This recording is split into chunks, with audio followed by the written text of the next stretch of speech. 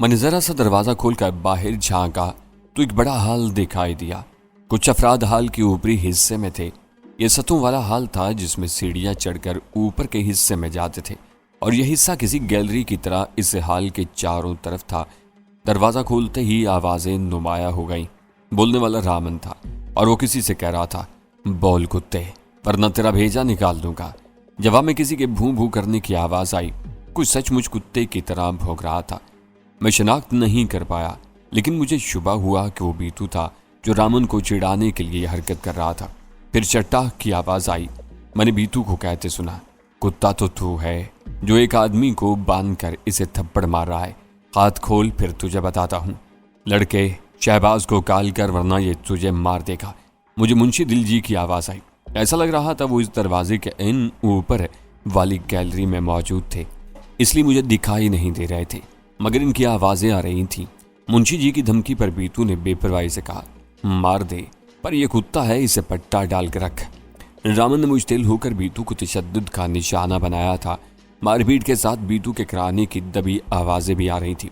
फिर मुंशी दिलजी ने कहा, बस। रामन रुक गया तो बीतू ने फिर उसे छेड़ा, तुम तो कुत्ते से गया गुजरा है, इसके गले में भी पट्टा है, तुम बगैर पट्टे का है। बकवास बंद करो, मुंशी दिलजी ने सर्द लहजे में कहा। रामन, अगर ये मेरे 3 गिनने तक शहबाज को काल करने पर आमादा ना हो तो इसे शूट कर देना। मैं बेसाख्ता बाहर निकला और फौरन एक तरफ मौजूद 2 मुसल्ला अफराद चौंक कर मेरी तरफ मुतवज्जा हुए, लेकिन इससे पहले वो अपनी राइफलें संभालते। मैंने दोनों को शूट कर दिया। मेरी महर से ज्यादा इत्तिफाक को दखल था कि दोनों के स्तरों पर गोलियां लगीं और वो नीचे गिरकर साकित हो गए। फौरन ही सामने गैलरी से चंद अफराद नमूदार हुए। इनके पास खुदकार असलिया था और अब हाल में ठहरना खुदकुशी के मुतरादिफ था। मैं दौड़ा और वापस कमरे में आ गया। अकब में कई राइफलें एक साथ गरजी थीं, मगर इतनी देर में मैं वापस आ चुका था। फायरिंग के साथ लोगों की चिल्लाने की आवाजें भी आ रही थीं। गोलियां खुले दरवाजे से गुजर रही थीं। मैंने 2 स्मोक ग्रेनेड यके बाद दीगरे खाल में फेंक दी गए। जो लोग कमरे की तरफ आ रहे थे वो पलट कर वापस भागे। फायरिंग रुक गई थी और रामन के थाड़ने की आवाज आ रही थी। वो अपने आदमियों से पूछ रहा था, यह क्या हो रहा है? मेरा अंदाजा दुरुस्त साबित हुआ था। हालात की तब्दीली के पीछे मुंशी दिलजी का हाथ था और रामन एक बार फिर उसका दस्ते रास्त साबित हुआ था। गोया उसने बड़े कुंवर को भी धोखा दिया था। बज़ाहिर वो इसका मुलाजिम था, लेकिन अंदर से वो मुंशी दिलजी के साथ था। इसी ने अंदर की फोर्स को इसी तरह इस्तेमाल किया था कि वो नाकारा होकर रह गई थी। जो वफादार थे इनको बचा लिया था और जो बड़े कुंवर के वफादार थे इन्हें पहले हमारे हाथों मरवाया और फिर कर्नल और इसके आदमियों का भी सफाया करा दिया। अब हालात मुकम्मल तौर पर मुंशी दिलजी और रामन के हाथ में थे। यकीनन मुंशी दिलजी के साथ उसके वो आदमी भी होंगे जिन्हें बाहर रहकर हमें बैकअप देना था। अब बैकअप की जरूरत नहीं थी। मैंने बीतू की जान बचाने के लिए काम किया था, लेकिन मुझे साफ नजर आ रहा था इसका कोई फायदा नहीं था। जल्द या बादेर वो मेरे गिर्द घेरा तंग करते, मुझे हथियार डालने पड़ते वरना मारा जाता। ये शहबाज है, मुंशी दिलजी ने कहा और बुलंद आवाज से बोला, शहबाज तुम मेरी आवाज सुन रहे हो? मैं चुप रहा तो उसको भी इसने दूसरा हरबा इस्तेमाल किया। ठीक है, मैं 3 तक गिनूंगा और इस लड़के का सर उड़ा दूंगा।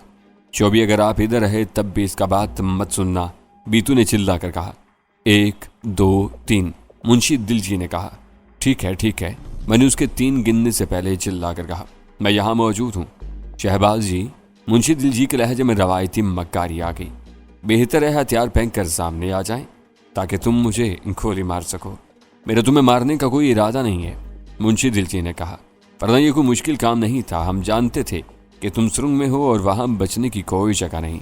जब रामन ने तुम्हें पकड़ा था तब ही मार देते। तुम झूठ बोल रहे हो। रामन को इस हमले के बारे में इल्म नहीं था, इसने तो अपने तौर पर यह कामयाबी हासिल की थी। रामन को पता था, सिर्फ वक्त का पता नहीं था।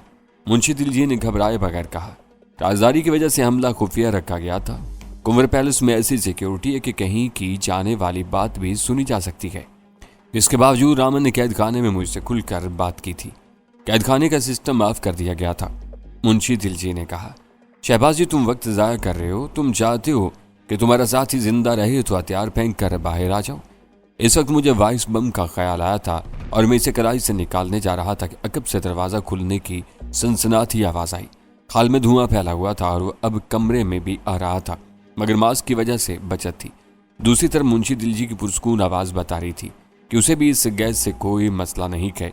इससे पहले मैं दीवार की आड़ से हरकत करता खुले दरवाजे से गोलियों की बौछार आई और मैं वापस अपनी जगह दुबकने पर मजबूर हो गया।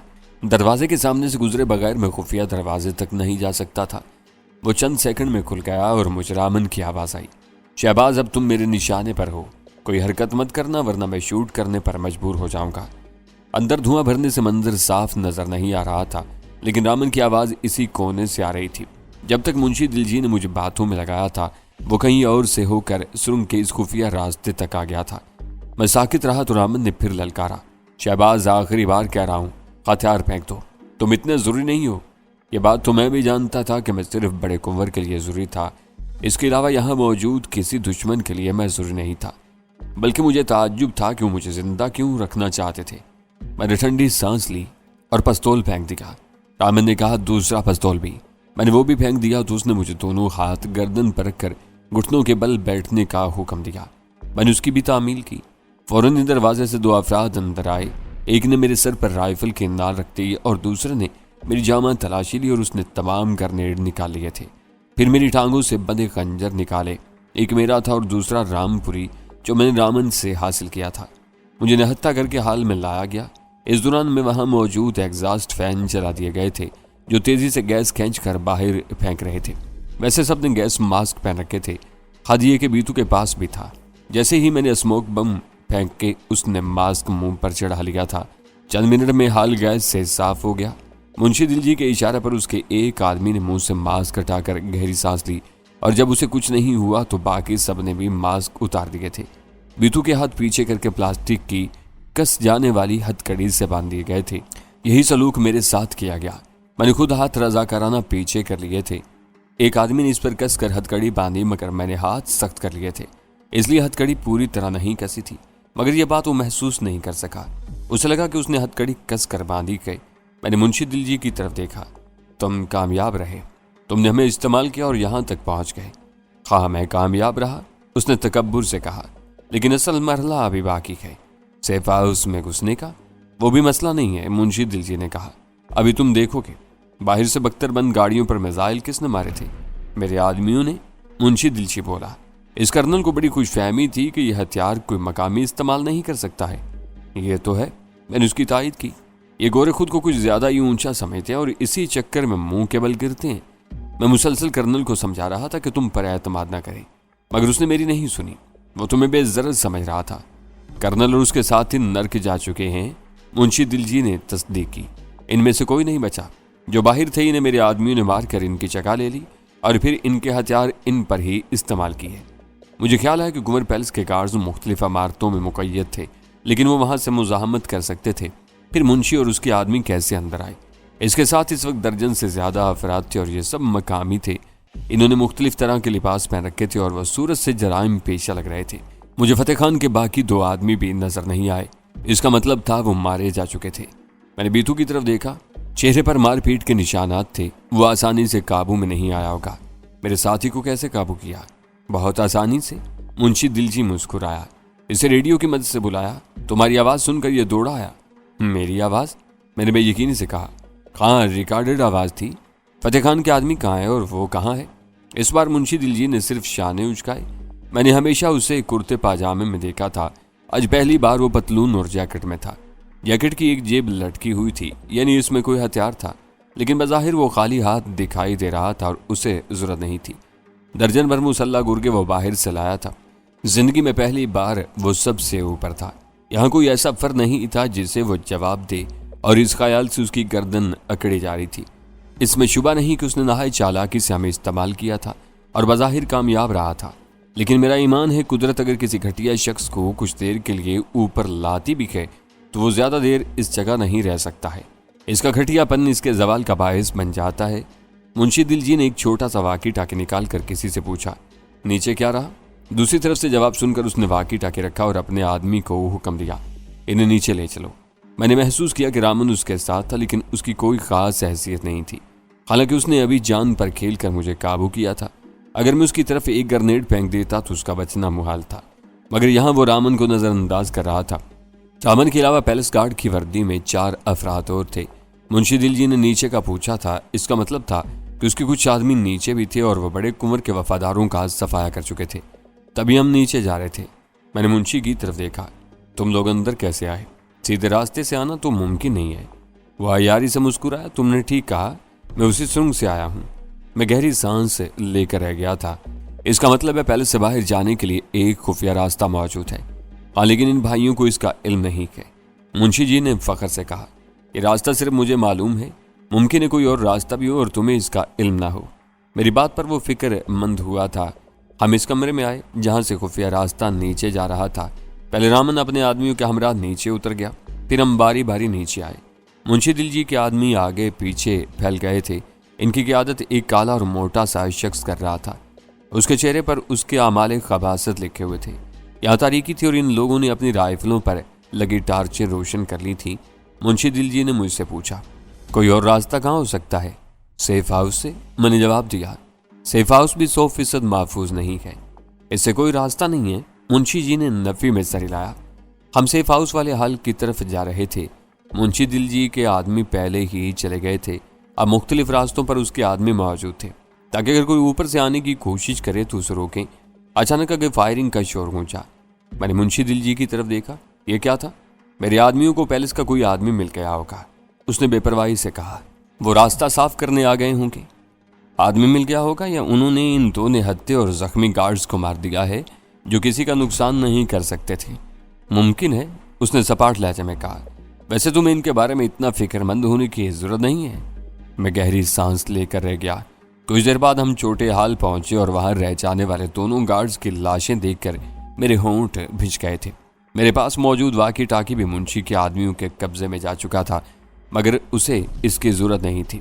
उसने हाल में आते ही बुलंद आवाज से कहा, बड़े कुंवर जी, आपका खादिम हाजिर है। मुंशी दिलजी की उर्दू साफ थी। वो खे और ज़्वाद दोनों रवानी से बोल रहा था। उसने खे और जीम में तब्दील नहीं किया था। कुछ देर बाद किसी पोशीदा स्पीकर से बड़े कुंवर की ठहरी हुई आवाज उभरी, मुंशी तुम यहाँ क्यों आए हो? आप जानते हैं बड़े कुंवर जी, मुझे किस चीज ने आने पर मजबूर किया है? मुंशी दिलजी ने मखसूस अयारी से कहा, क्या आप अपने पुराने खादिम को अंदर आने को नहीं कहेंगे? मुंशी तुम जानते हो यहाँ कोई नहीं आ सकता, तुम बेकार में ज़हमत कर रहे हो। मैं जानता हूँ और मुझे कोई जल्दी नहीं है, वो बोला। जल्द या बदेर आप बाहर आने पर मजबूर हो जाएंगे। मुझे ऐसी कोई मजबूरी नहीं है, बड़े कुंवर ने सपाट लहजे में कहा। ठीक है, तुमने कैमरे और कम्युनिकेशन सिस्टम नाकारा कर दिया, लेकिन सेफ हाउस का दरवाजा खोलने का रिमोट सिर्फ मेरे पास है। जब तक मैं ना चाहूँ यह नहीं खुल सकता। ऐसा ना कहें बड़े कुंवर जी, मेरा नाम मुंशी दिलजीक है, ऐसे ही आपका मुंशी नहीं बन गया। कुछ गुण मुझ में भी हैं। हर ताला और हर दरवाजा खुल सकता है, इसे नहीं खोल सकते। ये इतनी मोटी फौलादी शीट का बना हुआ है कि ताकतवर तरीन बम भी इस पर असर नहीं कर सकता। सिर्फ गैस का शोला इसे काट सकता है, और इतना बड़ा पीस से काटने में जिससे एक आदमी गुजर कर अंदर आ सके 2 टन से ज्यादा गैस दरकार होगी। इस गुफ्तगू के दौरान मैं और बीतू एक कोने में खड़े थे और मुंशी के 2 मुश्तंडे खम पर लगे हुए थे। मैं गैर महसूस अंदाज में बीतू के पास आने लगा। उसने भी महसूस कर लिया। उसने किसी कदर सर मोड़ कर मेरी तरफ देखा। इसके रेडियो का ईयरफोन इसके कानों में था। इसी तरह मैंने भी अपने कानों में लगा रखा था। मैंने हाथ हिलाकर उसे मुतवज्जा किया तो बीतू ने गैर महसूस अंदाज में जरा पीछे होकर देखा और फिर शायद उसे मेरी कलाई में मौजूद वाइस बम का पता चल गया। उसने सर हिलाकर मुझे इशारा दिया था कि वो समझ गया है। दर्जनों टार्चें रोशन होने से हाल में खासी रोशनी हो गई थी, पर न धमाके के बाद यहाँ की रोशनियां भी बंद हो गई थीं। शायद बिजली की लाइन मुतासर हुई थी, मगर एक मसला था, मैं खुद से ये बम नहीं निकाल सकता था। ये कलाई के दरमियान में जैकेट की आस्तीन में मौजूद एक जेब में था। यह जेब एक छोटी सी जिप से बंद थी। अव्वल तो मेरी इस जगह तक रसाई नहीं थी, और दूसरा अगर मैं जिप खोल भी लेता तब भी बम निकालना बहुत मुश्किल काम था। ये काम बीतू कर सकता था, मगर वो मेरे पास आता और पीछे होता तो निगरान चौकन्ना हो जाते। वो खास तौर से हम पर नजर रखे हुए थे। मुंशी ने बंदी हालत में भी हमें छूट नहीं दी थी। वो मेरे बारे में अच्छी तरह जानता था कि मैं किस तरह जरा से मौका से फायदा उठाकर बाजी पलट सकता था, इसलिए वो जरा सा मौका देने को भी तैयार नहीं था। मैंने बीतू से पूछा, जब तुमको झूठा पैगाम मिला तो तुम सुरंग की तरफ गए थे, वहां फतेह खान के आदमी मौजूद थे? वो गायब था, बीतू ने कहा। मुंह बंद रखो, एक निगरान घुर्राया। मैंने उसे नजरअंदाज करके बीतू से अगला सवाल किया, इनकी तरफ से कोई पैगाम मिला था? नहीं, बीतू ने कहा। जैसे ही हम एक मोड़ के पास पहुंचा, अचानक तेज रोशनी हुई और जब तक हम अपना नाइट विजन ऑफ करता 3 आदमी टूट पड़ा। इन्होंने पहले हमको काबू किया और फिर सारा हथियार छीन लिया। हमने मुजाहमत किया तो ये हुआ। उसने अपना मुंह आगे किया जिस पर जख्मों और नील के निशानात थे। निगरान गुराता हुआ आगे आया तो हम दोनों जल्दी से चुप होकर सीधे खड़े हो गए। वो कुछ देर हमें घूरता रहा, फिर अपनी जगह वापस चला गया। मैंने देखा मुंशी दिलजी कहीं चला गया था और रामन भी वहां नहीं था। मैं फिक्रमंद हो गया। मुंशी दिलजी का अंदाज बता रहा था कि उसे पूरा एतमाद था कि वो सेफ हाउस के अंदर पहुंच जाएगा। इसकी और बड़े कुंवर की गुफ्तगू में बाज मानी के इस बातें भी थी। ऐसा लग रहा था मुंशी दिलजी जिस मकसद के लिए आया था बड़े कुंवर भी इससे वाकिफ था। अब तक जो हुआ था इसमें कई बातें बहुत गैर मुतवक्का हुई थी, मगर कुछ बातें ऐसी थी जो हुई तो थी मगर वो वाज़ेह नहीं थी। वो मेरे अंदर कहीं खटक रही थी। हालात की तेजी मुझे सोचने की मोहलत नहीं दे रही थी। चंद मिनट बाद मुंशी दिलजी रामन के साथ आता दिखाई दिया। वो दोनों आपस में आहिस्तगी से कुछ बातें कर रहे थे। ऐसा लग रहा था इनमें किसी बात पर इख्तलाफी बहस हो रही है। रामन खुश नजर नहीं आ रहा था। करीब आने पर वो मुंशी दिलजी से दूर हो गया और मुंशी दिलजी जाकर सीधा सेफ हाउस के फौलादी दरवाजे पर खड़ा हो गया। उसने बड़े कुंवर को मुखातिब किया। बड़े कुंवर जी, मैं आपसे आखिरी बार कह रहा हूँ, यह दरवाज़ा खोल दें। मैं वादा करता हूँ आपको और साधना को कोई नुकसान नहीं होगा। मैं सिर्फ अपना मकसद हासिल करूंगा और यहाँ से हमेशा के लिए चला जाऊंगा। यह जागीर आपकी रहेगी। तुम्हारा मकसद कभी पूरा नहीं होगा। बड़े कुंवर ने अपने मखसूस लहजे में कहा। मुंशी दिलजी ने गहरी सांस ली। मैंने तुम्हारी जितनी खैरख्वाही करनी थी कर ली। अब तुम मुझसे शिकायत नहीं कर सकोगे। उसने कहते हुए अपने लिबास से वाकी टाकी निकाला और उसका एक बटन दबाकर बोला, सबको शूट कर दो और दरवाज़ा खुलवाओ। मेरे जहन में झमाका सा हुआ था और मैं चिल्लाया, कुंवर होशियार, शादी को लेकर चैम्बर। मेरा जुमला अधूरा रह गया था। सेफ हाउस के अंदर से फायरिंग का शदीद शोर सुनाई दिया था और फिर एक चीख सुनाई थी जो शादी की थी। मुंशी दिलजी सेफ हाउस के दरवाजे के सामने यूं तन कर खड़ा हुआ था जैसे उसने कोई कला फतेह कर लिया हो और अब उसके सामने फातिहाना खड़ा हो। अंदर से फायरिंग का शोर बाहर तक सुनाई दे रहा था। ऐसा लग रहा था अंदर कई गन्नों के थाने खुल गए थे। फायरिंग का शोर इतना था कि इसमें कुछ सुनाई देना मुहाल था, लेकिन मुझे महसूस हुआ कि पस मंजर में इंसानी चीखों का शोर भी था। शादी की चीख उस वक्त सुनाई दी थी जब फायरिंग का आगाज हुआ था।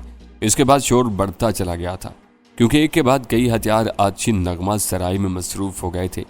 मैंने और बीतू ने मुंशी की तरफ बढ़ने की कोशिश की तो उसके आदमी दरमियान में आ गए। इन्होंने हथियारों के नोक से हमें वापस से धकेल दिया। बीतू भी मुस्तरिब था। उसने मुझसे पूछा, शोभी ये क्या हो रहा है? मेरा ख्याल है मुंशी जी के आदमी अंदर भी हैं। इन्होंने बड़े कुंवर के वफादारों पर फायर खोल दिया है। मैंने तशवीश से कहा और मुंशी दिलजी को आवाज़ दी, अगर शादी को कोई नुकसान हुआ तो मैं जिम्मेदार हूँ। मुंशी दिलजी ने पलटे बगैर कहा, तुम फिक्र मत करो, बड़े कुंवर और साधना को कुछ नहीं होगा। इस वक्त तक फायरिंग का शोर किसी हद तक कम हो गया था। मुंशी जी वाकी टाकी थामे खामोश खड़ा था, जैसे फायरिंग रुकने का इंतजार कर रहा हो। तकरीबन आधे मिनट बाद अंदर खामोशी छा गई थी।